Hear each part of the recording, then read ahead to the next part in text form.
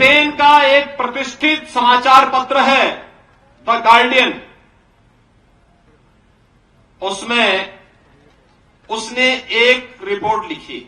पिछले 2 वर्ष के दौरान पाकिस्तान के अंदर दुर्दांत 20 से अधिक ऐसे आतंकवादी चुन चुन करके मार दिए गए और इसमें भारत की खुफिया एजेंसियों का योगदान हो सकता है। तो गार्डियन की समाचार की स्रोत क्या है, ये वही बता सकते हैं। हम केवल आपसी संबोधन में ही राम राम नहीं बोलते। अयोध्या में रामलला कोई विराजमान नहीं करते, आतंकवादियों का राम नाम सत्य है भी करते हैं। बहनों और भाइयों, अभी 3 दिन पहले की घटना है। ब्रिटेन का एक प्रतिष्ठित समाचार पत्र है द गार्डियन, उसमें उसने एक रिपोर्ट लिखी और उसमें उसने कहा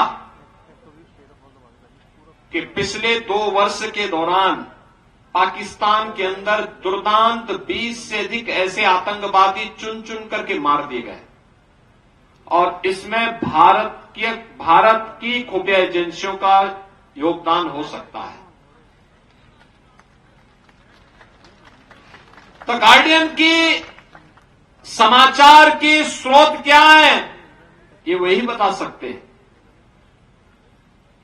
लेकिन आतंकवाद एक समस्या है और इस समस्या का समाधान कोई है तो भारत है। भारत इसकी समस्या का समाधान दे रहा है। हम केवल आपसी संबोधन में ही राम राम नहीं बोलते।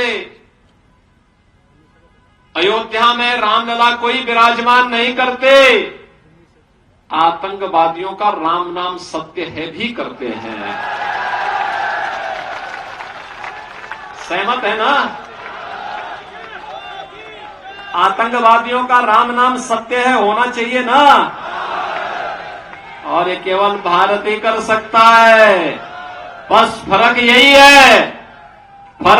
है, हम उसको वहां पहुंचाते जहां पहुंचना चाहिए और कांग्रेस के लोग उसको बिरयानी खिलाते थे ना। तो इसीलिए तो, और मैं तो भौचक हूं बहनों और भाइयों। देश बंगाल के लोगों ने कम्युनिस्टों को बंगाल की खाड़ी में डुबो दिया है और सीकर शिक्षा की भूमि है। यहां पर सालासर बालाजी की भूमि है, श्री जीर्ण माता की पावन धरा है, खाटू श्याम बाबा की पावन धरती है, भैरोजी महाराज की धरती है। भैरोजी महाराज होंगे तो नाथों के भी तमाम स्थल यहां पर पहले से मौजूद हैं और माणा बाबा की भी पावन धरा है। देश की स्वाधीनता के लिए लड़े थे, परम गौ भक्त थे। लड़ते लड़ते सिर धड़ से अलग हो गया, लेकिन आक्रांताओं को तब भी सैकड़ों आक्रांताओं को ढेर करके तब अपनी शहादत को प्राप्त किया। ऐसी पवित्र आत्मा की धरती पे कम्युनिस्टों का क्या काम है? आप देख सकते हैं बंगाल में गायब हो गए।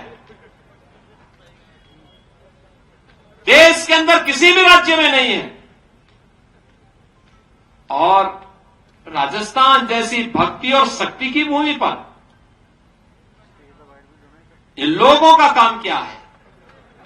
और इसलिए बहनों और भाइयों, जब ये देश आज आगे बढ़ रहा है, दुनिया में मोदी जी के कारण भारत का सम्मान बढ़ा है।